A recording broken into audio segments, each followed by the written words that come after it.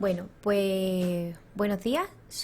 Para los que no me conozcáis, soy María Guerrero, residente de segundo año de Medicina Familiar y Comunitaria, y voy a presentar la sesión de insuficiencia cardíaca junto con la doctora Susana Escaso. Vamos a ver un poquito lo que respecta a en cuanto a lo que se refiere a la atención y el manejo de la insuficiencia cardíaca. Bueno. Bueno, hemos puesto aquí un pequeño índice sobre lo que vamos a ver en esta sesión, lo que respecta a la definición, la epidemiología, los síntomas y los signos que podemos encontrarnos, la etiología, la clasificación y luego vamos a centrarnos en lo que es el diagnóstico, los objetivos del tratamiento y dando unas pinceladas al final sobre algunos puntos clave. Pues bien, vamos a comenzar definiendo qué es la insuficiencia cardíaca. Bueno, la insuficiencia cardíaca la vamos a considerar como la anormalidad, bien de la estructura o bien de la función del corazón, que lo que nos va a conducir es a la insuficiencia de ese corazón para suministrarnos oxígeno a un ritmo acorde con con los requisitos de los tejidos, ¿vale? Y lo vamos a hacer a expensas de presiones normales de llenado o bien a expensas de un aumento de esas presiones de llenado. Sabemos que la insuficiencia cardíaca es un problema de salud pública con una prevalencia entre un 2 y un 3%, siendo la tercera causa de muerte cardiovascular en nuestro entorno y afectando a 15 millones de personas en todo el mundo. Saber también que es la causa más frecuente de hospitalización en personas mayores de 65 años. Y en cuanto a diferencias de sexo, saber que en personas jóvenes va a afectar más a los varones teniendo una enfermedad coronaria precoz y en pacientes de edad avanzada va a afectar por igual a ambos sexos. Bien, la insuficiencia cardíaca va a estar en aumento debido por un lado al envejecimiento de la población, a la supervivencia de eventos coronarios previos y a la eficacia que vamos a tener en la prevención de la enfermedad. Bueno, hay que tener en cuenta que el tratamiento intensivo de esta patología ha demostrado reducir de forma muy significativa tanto la mortalidad como el riesgo de ingreso, ¿vale? Y tener en cuenta que muchos de los reingresos de los pacientes que padecen insuficiencia cardíaca son debidos a un mal cumplimiento del tratamiento, tanto a nivel farmacológico como a nivel de medidas higiénico-dietéticas. ¿Y en gran parte a qué se debe? Se debe a que estos pacientes que padecen insuficiencia cardíaca van a presentar un bajo nivel de calidad de vida relacionado con su salud, porque no van a recibir esa información específica para convivir con la enfermedad. Bien, en cuanto a la etiología de la insuficiencia cardíaca, debemos de tener en cuenta que es de vital importancia tratar, o sea, saber qué etiología tiene para tratar las causas que se puedan corregir. Dentro de ellas tenemos la enfermedad coronaria, la hipertensión, las miocardiopatías, las taquiarritmias, tóxicos como puede ser el alcohol o drogas tales como la cocaína, enfermedades infiltrativas como puede ser una sarcoidosis, una amiloidosis, a nivel nutricional déficit de tiamina o de selenio, a nivel de fármacos o bien otras enfermedades como puede ser el VIH o la enfermedad de Chagas. Pues bien, por lo tanto, vamos a tener lo que acabamos de ver, principales factores de riesgo, la comorbilidad y desembocando en síntomas y signos de la insuficiencia cardíaca. Dentro de los factores de riesgo y o comorbilidad vamos a tener por un lado a nivel cardiovascular, como ya hemos visto, el tema de hipertensión, tema de cardiopatía isquémica, tema de valvulopatías, tema de ictus o accidentes isquémicos, bien tema de antecedentes familiares o bien de muerte súbita. Y por otro lado tenemos el tema no cardiovascular, pacientes de edad avanzada, mayores de 60 años, el tema de tabaco, alcohol y drogas, enfermedades crónicas como puede ser una diabetes o un EPOC, anemia o bien incluso depresión o deterioro cognitivo. Ello, el tema de factores de riesgo con morbilidad, nos va a dar lugar a la insuficiencia cardíaca. Y dentro de esa insuficiencia cardíaca podemos tener por un lado los síntomas que todos conocemos, con una disnea, una ortosnea, una disnea paroxística nocturna, una intolerancia al ejercicio con una fatiga, un cansancio y un aumento en el tiempo de recuperación y el edema a nivel de miembros de los tobillos. En lo que respecta a los signos, vamos a tener un paciente con un aumento de presión venosa yugular, un reflujo hepatoyugular, el tercer ruido o galope ventricular y un desplazamiento lateral del latido de punta. Bien, bueno, pues centrándonos más en los síntomas que acabamos de ver, saber y tener en cuenta que en pacientes ancianos, en pacientes obesos y pacientes que tengan problemas respiratorios va a ser mucho más difícil identificar e interpretar los síntomas. Saber que hay poca relación entre los síntomas y la gravedad de la disfunción cardíaca. Bien, los síntomas nos van a guardar una relación más fuerte con el tema en cuanto al pronóstico si persisten tras el tratamiento. Y nos van a servir los síntomas para clasificar la gravedad de la insuficiencia cardíaca y controlar los efectos del tratamiento. ¿Vale? Luego veremos más o menos la clasificación, pero saber que se puede clasificar dependiendo de la severidad de los síntomas y en cuanto a su relación con la actividad física, que sería la clase funcional según la NIJA, o bien según la AC, que es lo que nos correspondería sería el estadio de la enfermedad.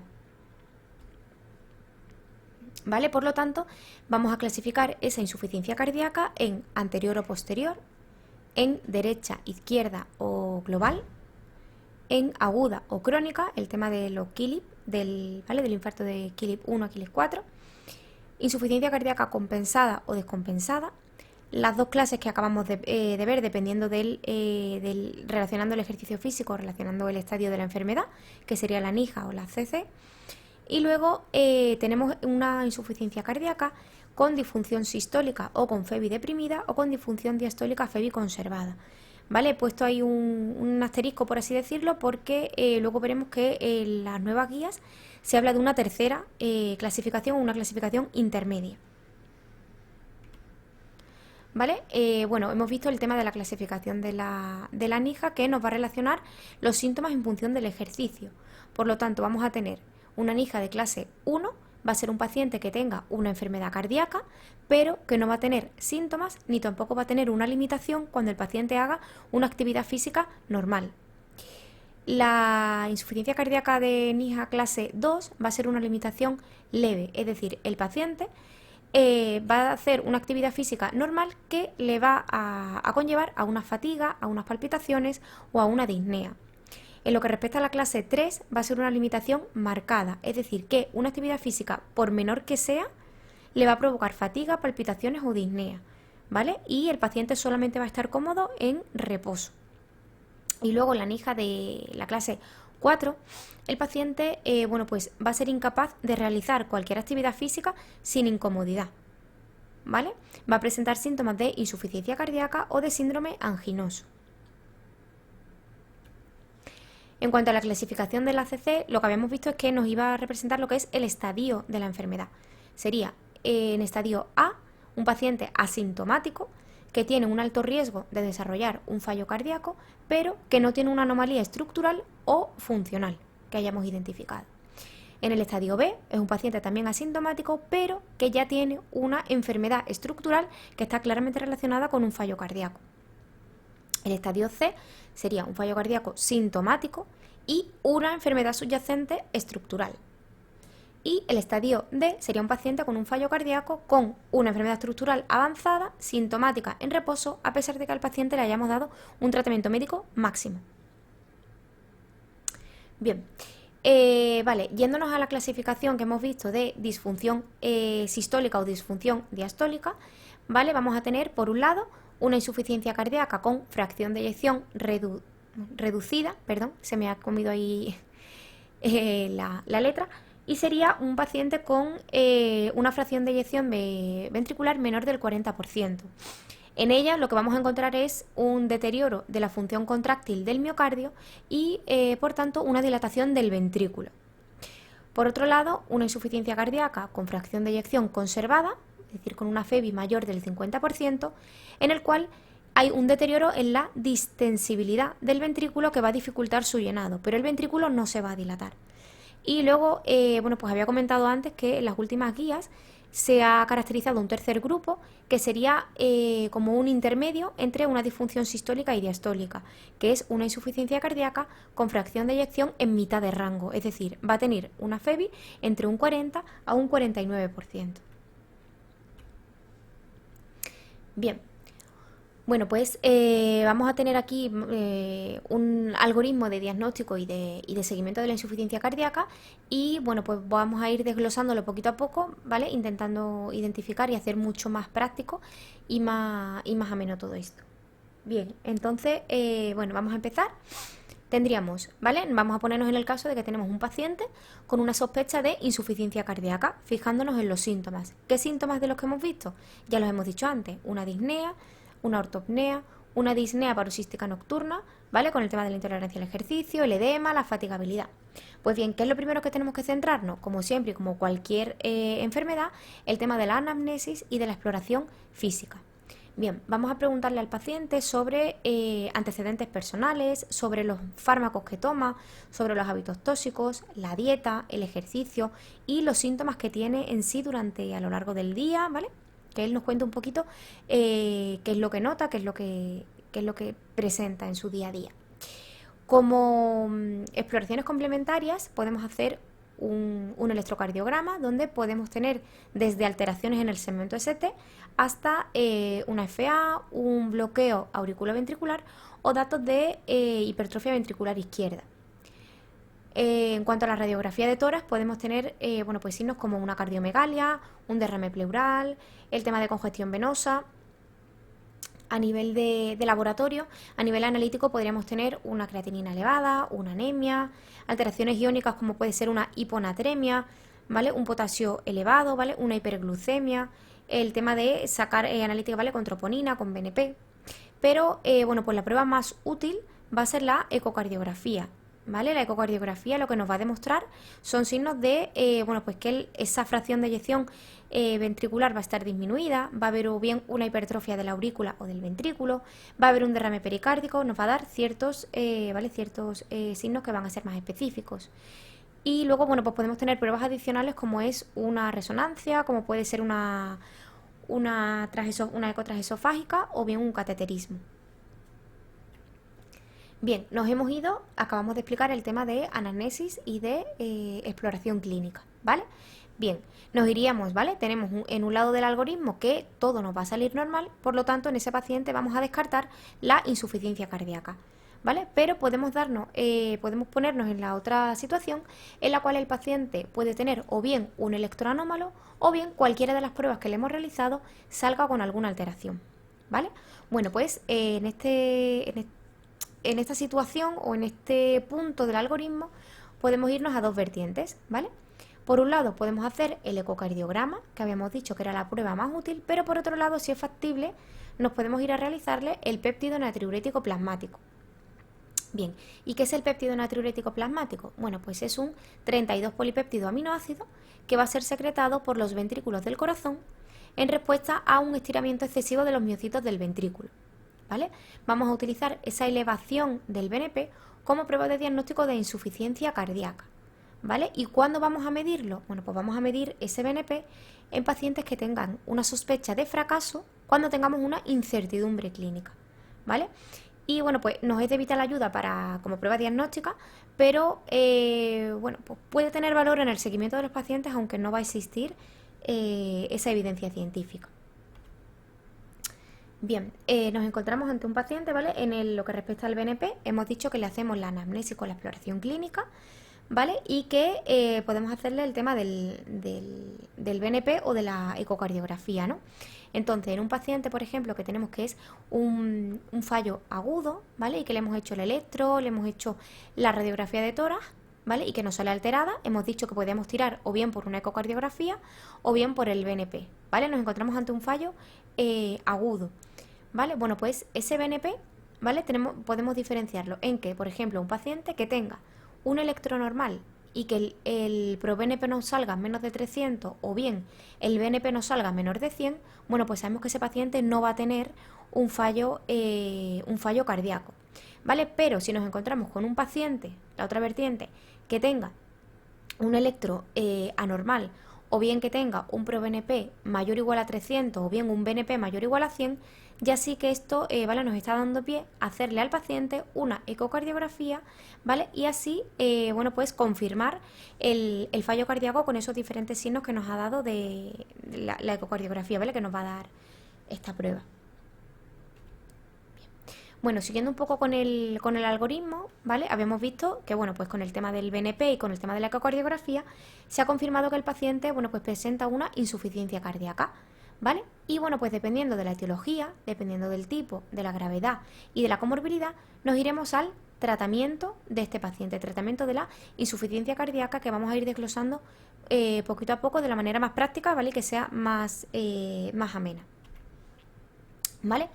Bien, en lo que respecta al tratamiento de la insuficiencia cardíaca, lo adecuado, perdón, lo adecuado es el tema de controlarle los síntomas al paciente, mejorar tanto la capacidad funcional del paciente como su calidad de vida, mejorar la supervivencia de estos pacientes que tienen una mortalidad a los 5 años entre un 26 y un 75% y sobre todo, muy importante, vamos a conseguir que con el tratamiento efectivo y eficaz por parte del paciente se va a disminuir la tasa de ingreso hospitalario.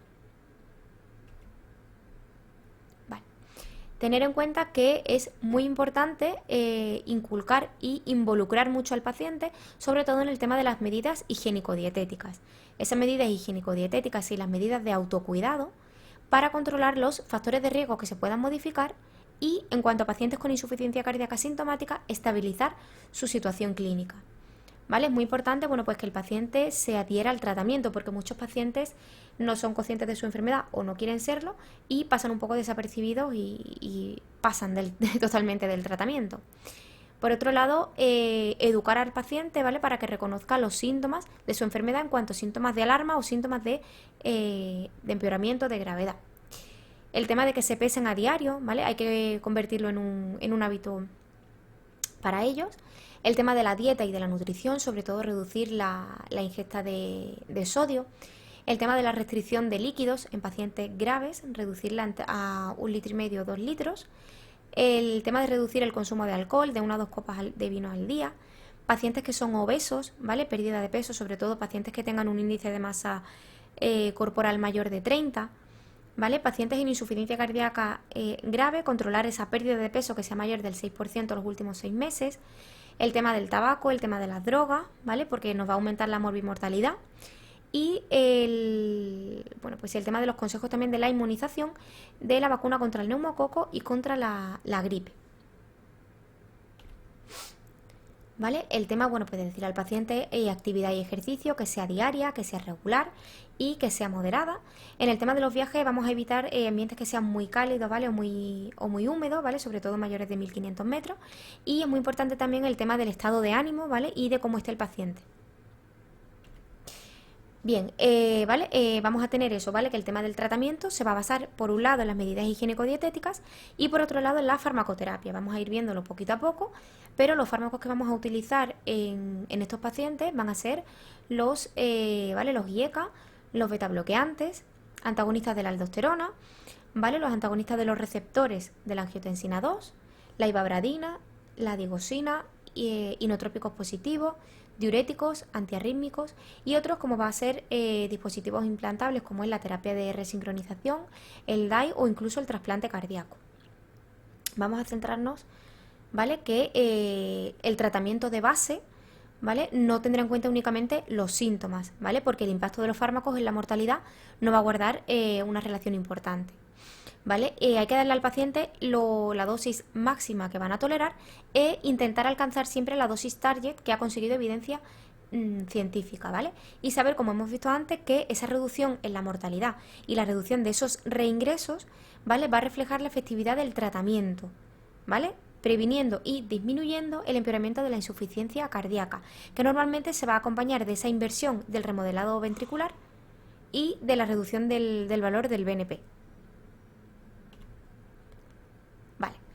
Por lo tanto, vamos a centrarnos en el algoritmo del tratamiento, ¿vale? Nos vamos a centrar en este caso en el tratamiento de un paciente que tenga una insuficiencia cardíaca con una fracción de eyección reducida, es decir, menor del 40%, ¿vale? Aquel que tenía, como hemos visto antes, sería una disfunción sistólica, ¿vale? Bien. ¿Vale? Antes de nada, ¿vale? Bueno, vamos a tener aquí el tema de que el paciente sea asintomático o bien que sea sintomático, ¿vale? Pero daros cuenta que el pilar, ¿vale? El pilar fundamental o más bien el pilar que va a estar durante toda la insuficiencia cardíaca, ya sea sintomático o asintomático o en el estadio que sea, van a ser los diuréticos, ¿vale? Los diuréticos según la congestión que tenga el paciente, según los síntomas edemas, ¿vale? por un lado los diuréticos y por otro lado el tema, como ya hemos nombrado, de las medidas higiénico-dietéticas. ¿Vale? Por lo tanto, los diuréticos, ¿vale? Los diuréticos van a ser el tratamiento sintomático inicial de estos pacientes con insuficiencia cardíaca. ¿Vale? Podemos asociarlos o bien a IECAS o bien a betabloqueantes. Ya iremos desglosando poquito a poco según la fase en la que se encuentre el paciente. ¿Vale? Pero los diuréticos los vamos a dar ante todo paciente que tenga edemas o que tenga síntomas secundarios a la retención de líquidos, ¿vale? Como es una congestión pulmonar. ¿Qué nos van a hacer estos diuréticos? Nos van a controlar la congestión central o bien periférica. Y importante, ¿vale? El tema de monitorizar la depleción de fluidos y de electrolitos, el tema de la hipotensión, el tema de la azotemia y el tema de la depleción de potasio y de magnesio, porque se pueden ocasionar arritmias si el paciente está incluso en tratamiento con digoxina. Por otro lado, vigilar también los niveles de ácido úrico y la intolerancia a la glucosa.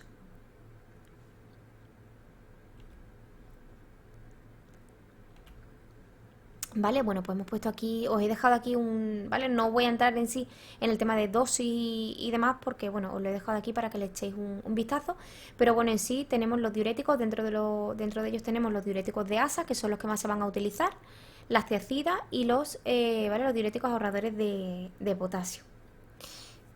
Bien, ¿vale? Bueno, pues entonces, ¿vale? Vamos a irnos, voy a irme un momentito hacia atrás, ¿vale? Porque nos vamos a centrar en estos pacientes, ¿vale?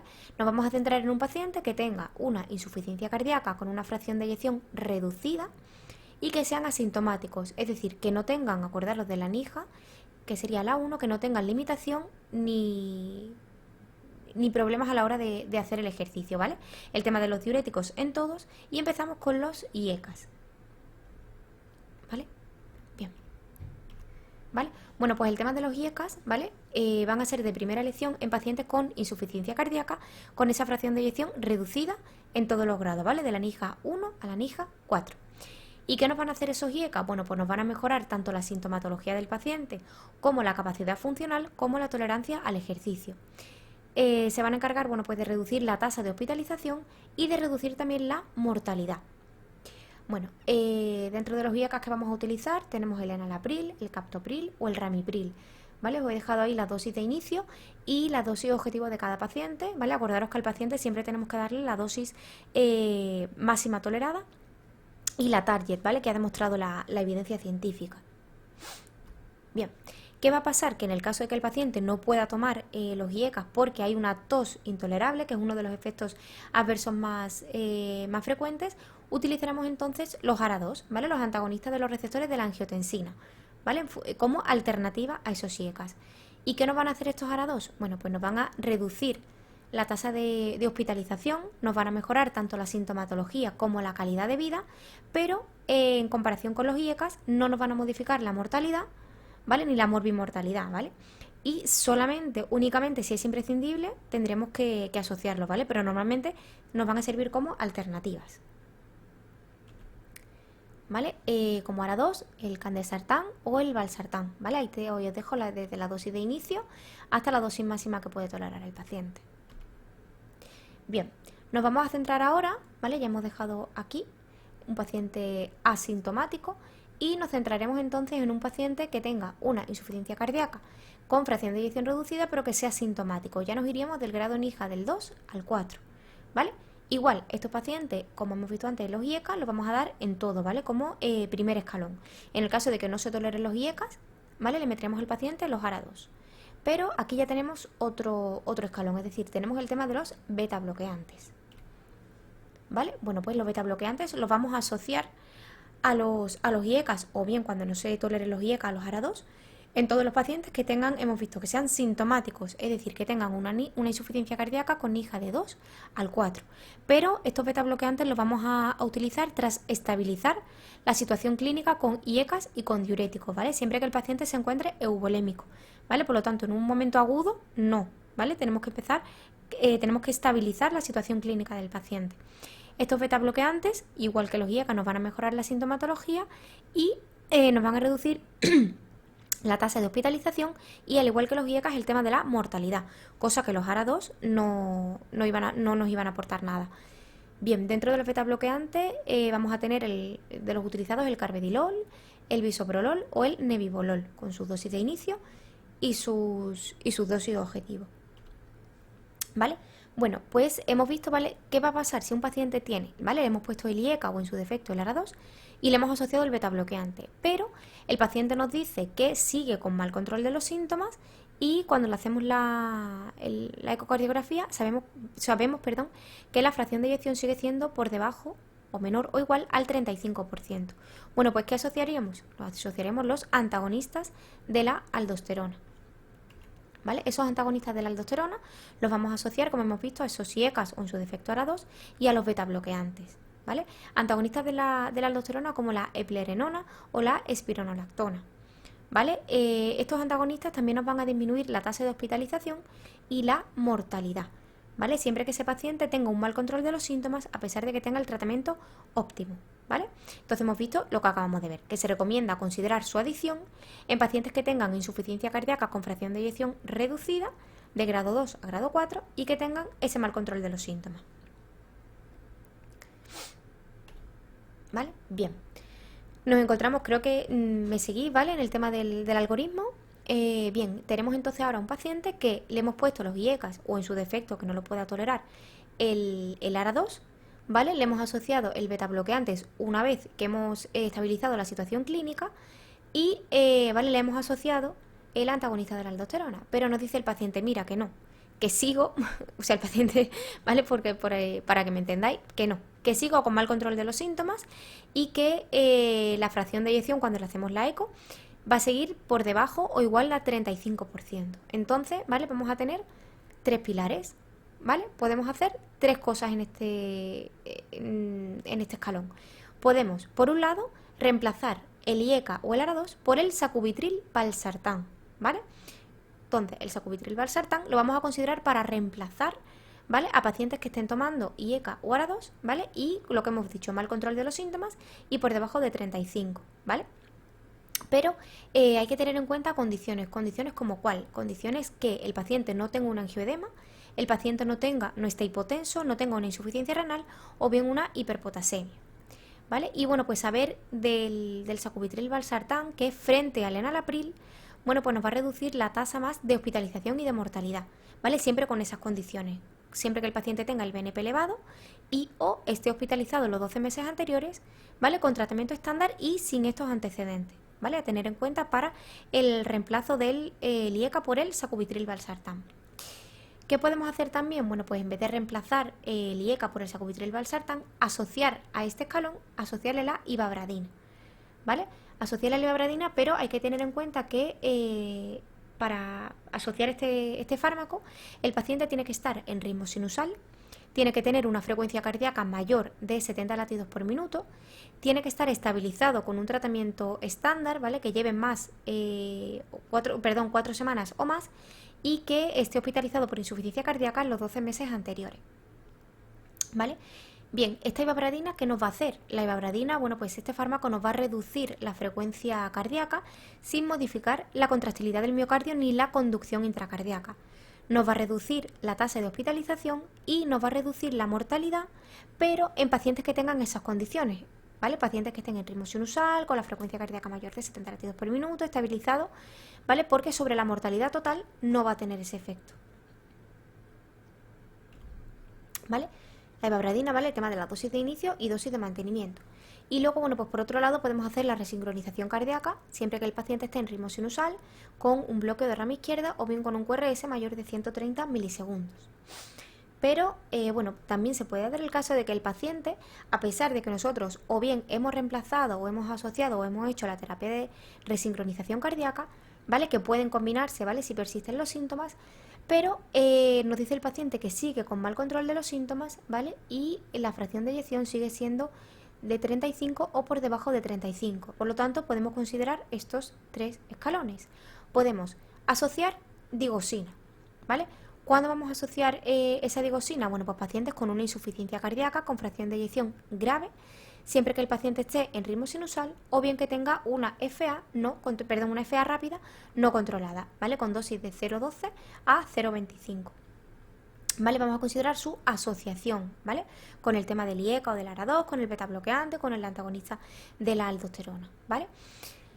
Creo que me seguís en el algoritmo, ¿vale? Entonces, la digoxina lo que nos va a hacer es mejorar la sintomatología del paciente y nos va a reducir la tasa de hospitalización, ¿vale? Porque se ha visto es un poco controvertido el efecto que tiene sobre la mortalidad por la elevada toxicidad potencial.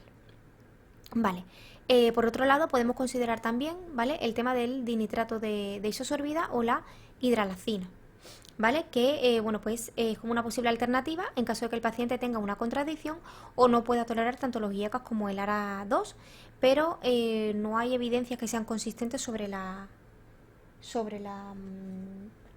eficacia, ¿vale? El tema de la hidralacina como dosis de inicio y el dinitrato de isosorbida, ¿vale? Y bueno, pues por otro lado podemos considerar también el tema de la asistencia ventricular o del trasplante cardíaco, ¿vale? El tema de reparar o de reemplazo valvular. ¿Vale? Entonces recordamos que siempre, ¿vale?, estamos ante un paciente que tiene una insuficiencia cardíaca con fracción de eyección reducida, ¿vale? A todos esos pacientes lo que les vamos a poner son el tema de los diuréticos, ¿vale?, como pilar fundamental y, ¿vale?, vamos a ir aumentando de escalón, ¿vale?, como hemos estado viendo, hasta incluso llegar a terapia de resincronización, DAI o incluso a un trasplante cardíaco, ¿vale? Pero siempre tener en cuenta que lo tenemos que realizar de manera escalonada.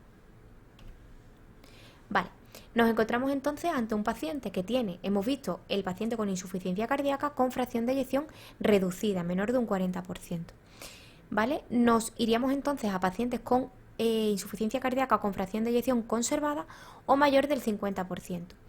Bueno, pues hay que saber que hay menos evidencia científica en lo que respecta al tratamiento y bueno, pues el sentido común nos dice que el paciente normalmente se va a beneficiar de los mismos fármacos, ¿vale?, siendo el objetivo en la detención o el retraso de la progresión de la enfermedad a una disfunción sistólica, ¿vale? Por lo tanto, le vamos a dar mucha más importancia al tema de las comorbilidades, como es la edad avanzada, sobre todo la prevalencia en pacientes de sexo femenino, el tema de la obesidad, de la hipertensión, de la diabetes o de la fibrilación auricular.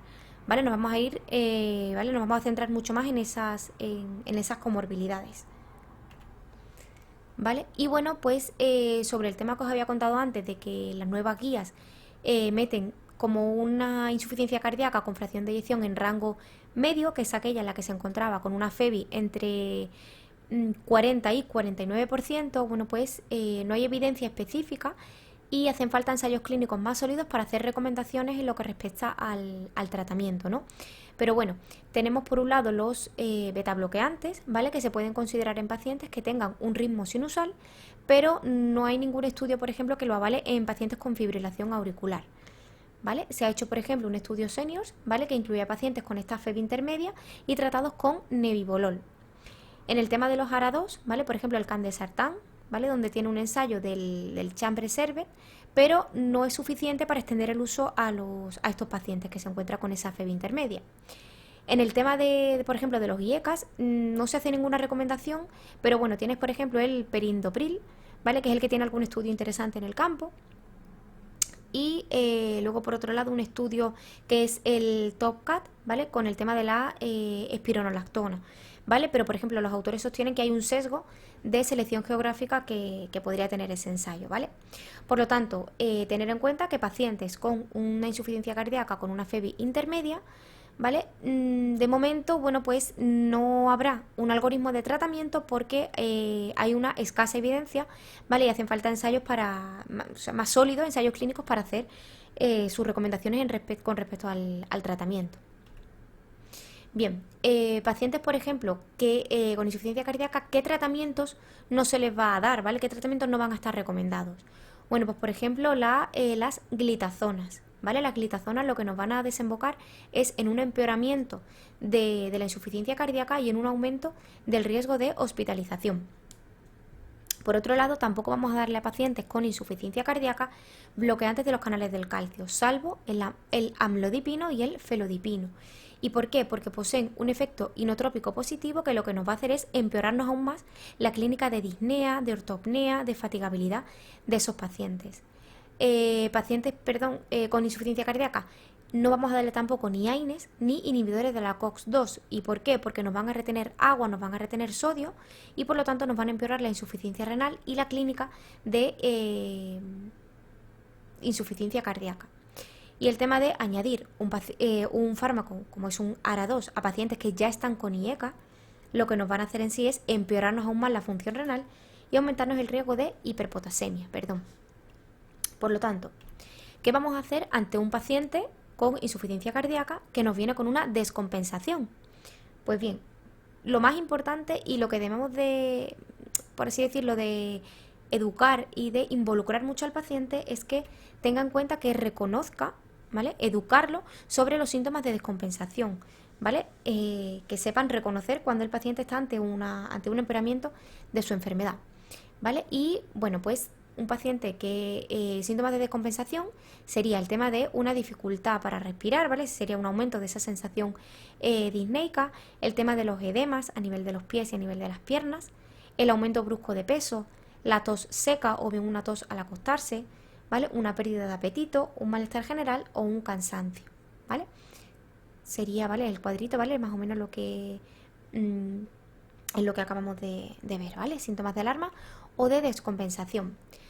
Y bien, ¿qué es lo que nos va a causar esa descompensación en esos pacientes? Bueno, pues sobre todo y lo más importante, tener en cuenta que hay algunos pacientes que mienten, o algunos y mucho, ¿vale? Porque no están adheridos al tratamiento farmacológico, es decir, o bien no lo hacen bien o bien directamente es que no lo hacen, ¿vale? Porque no son conscientes de su enfermedad ni de la gravedad que puede llegar a acarrearle en sí la insuficiencia cardíaca. ¿Vale? Por otro lado, tenemos que los pacientes tomen medicación que no está recomendada en ellos, ¿vale? Como son AINES o bien corticoides o bien lo que hemos visto, el tema de los ARA2, el tema de las glitazonas.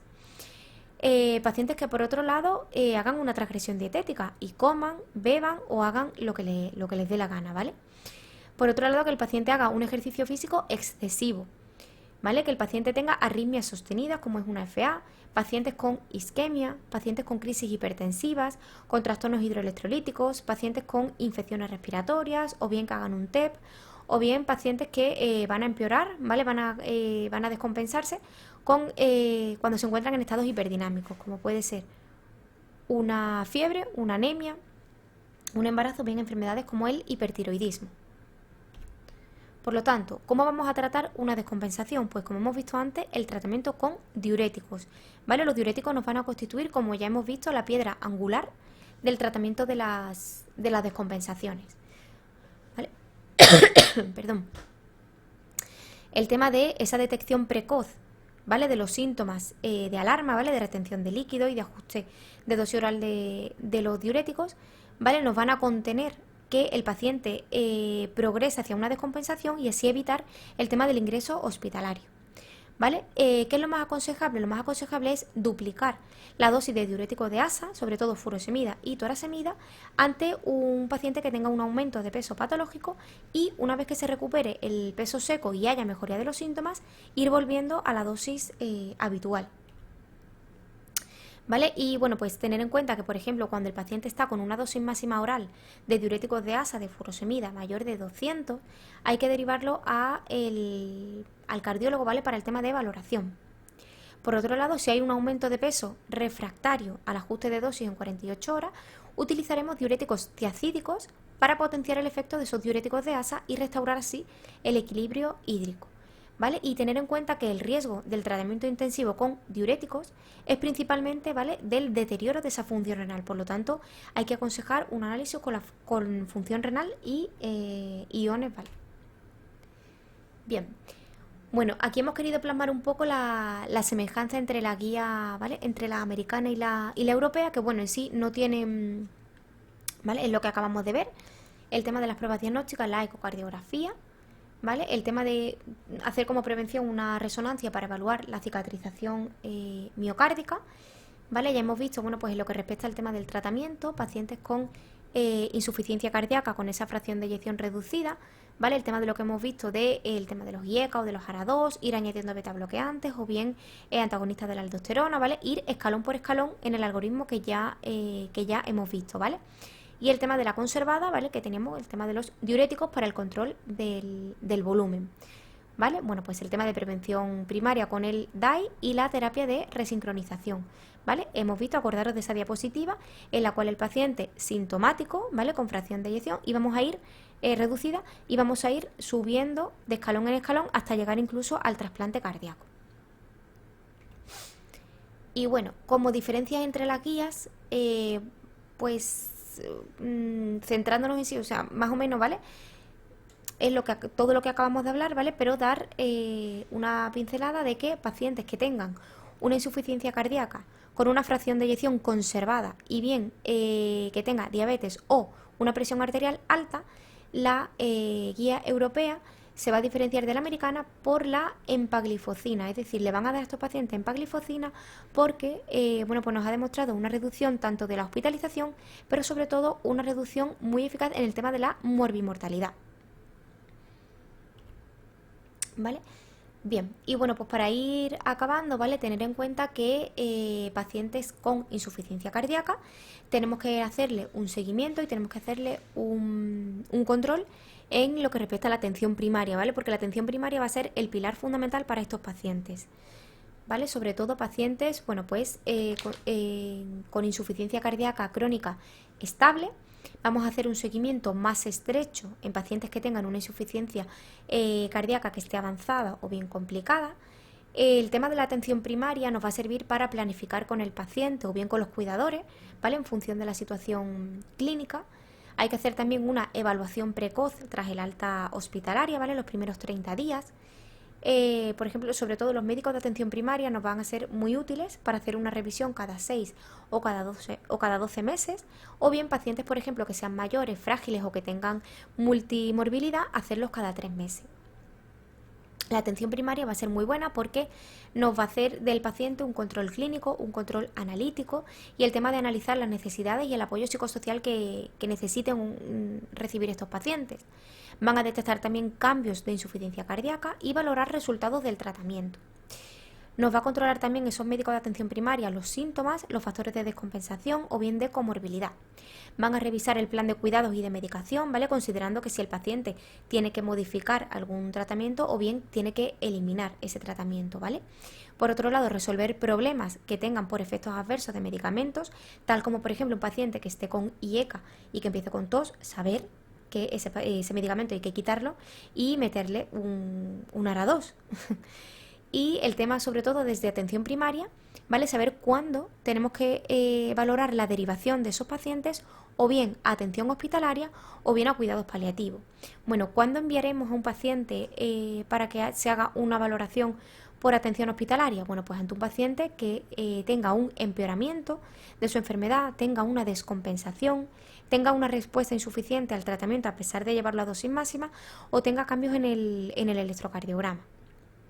Pacientes que tengan efectos adversos que no podamos controlar desde atención primaria, pacientes con complicaciones graves, pacientes con alteraciones analíticas bruscas o graves, o bien pacientes que sean candidatos a terapia que no sea farmacológica. Eso sería el tema de la derivación de atención hospitalaria. Y por otro lado, pacientes que estemos tratando en la atención primaria y que tendremos que derivar o considerar una derivación a cuidados paliativos. ¿Y cuáles son los criterios? Bueno, pues pacientes que tengan una insuficiencia cardíaca grave, que sea irreversible y que vaya de manera progresiva, ¿vale? Aumentando a pesar de que el paciente ya esté con un tratamiento óptimo. Pacientes que hagan hospitalizaciones frecuentes y descompensaciones frecuentes a pesar de que ya el paciente tiene un tratamiento óptimo. Pacientes con una mala calidad de vida, que sean totalmente dependientes para la mayoría de actividades diarias. Pacientes que sean con una multimorbilidad, con una caquexia cardíaca. Pacientes en los cuales esté descartado el trasplante cardíaco y el soporte circulatorio mecánico. Y bueno, pues en sí un paciente que esté en situación terminal, que no lo vamos a poder controlar ni desde atención primaria ni desde atención hospitalaria. ¿Vale? Por lo tanto, bueno, pues para terminar, unos puntos clave en sí de la sesión, ¿vale? Lo que respecta de la insuficiencia cardíaca, ¿vale? Saber y tener en cuenta que el control de esos factores de riesgo. El tema de las medidas higiénicas, ¿vale? Nos puede mejorar tanto el pronóstico como la evolución de la insuficiencia cardíaca y la calidad de vida de los pacientes, ¿vale? Tener en cuenta que es muy importante inculcarle a los pacientes el tema de las medidas higiénico-dietéticas, perdón, el tema del autocontrol, el tema de que sean conscientes de su enfermedad, ¿vale? Para prevenir o evitar esa progresión del tema de hospitalización, del tema de reingreso y de empeoramiento de la insuficiencia cardíaca. Saber, bueno, pues que todos los pacientes que tengan insuficiencia cardíaca con fracción de eyección reducida deben recibir un IECA si es de grado 2-4, el tema de asociar el beta bloqueante cuando el paciente haya pasado la situación aguda, ¿vale? El tema de ir añadiendo escalón por escalón, como ya hemos visto en el algoritmo, ¿vale? Saber, bueno, como ya sabéis, el tema de los ARA2 como reemplazamiento a los IECA si se produce la tos intolerable, ¿vale? Y tener en cuenta sobre todo el pilar fundamental, ¿vale? Que son los diuréticos en el tratamiento de la insuficiencia cardíaca en todos los pacientes que tengan síntomas congestivos, ¿vale? Por otro lado, saber que el sacubitril valsartán o el tema de la ivabradina, como hemos visto, de utilidad, ¿vale? Van a ser de utilidad como alternativa en pacientes en los cuales haya fracasado, ¿vale? El anterior escalón. Eso lo tenéis todo en el algoritmo, ¿vale? Que os lo he intentado hacer lo más ameno posible y de mayor utilidad. Saber que tanto las estatinas como los anticoagulantes como los antiagregantes no van a ser eficaces en la insuficiencia cardíaca. Y una cosa, ¿vale? que se me ha ido antes es que hemos nombrado que los fármacos en la insuficiencia cardíaca con fracción de eyección reducida, había fármacos que nos iban, sobre todo por ejemplo los ARA2, no iban a tener efectos sobre la mortalidad, pero hay que tener en cuenta que en pacientes con insuficiencia cardíaca o con fracción de eyección conservada, ningún tratamiento nos ha demostrado reducir la mortalidad, ¿vale? Y bueno, pues una pincelada que hemos visto antes que, salvo que sea imprescindible, ¿vale? No vamos a asociar un IECA con ¿vale? Con el ARA2, ¿vale? Por el tema de que nos va a empeorar la función renal, ¿vale? Bueno, esta es la bibliografía que hemos utilizado, ¿vale? Sobre todo el tema de la actualización de las nuevas guías, ¿vale? Para ver sobre todo la comparación que hacen también entre las guías americanas y la guía europea. Y bueno, espero que os haya sido de gran ayuda. Lo hemos intentado hacer lo más práctico posible, ¿vale? Para que vayáis de escalón en escalón, el tema de las contraindicaciones, el tema de pasar de un escalón a otro, el tema de la situación clínica cuando esté estable, cuando no. Y bueno, espero que os haya gustado y cualquier duda, pues la resolveremos cuando queráis. Gracias y un saludo.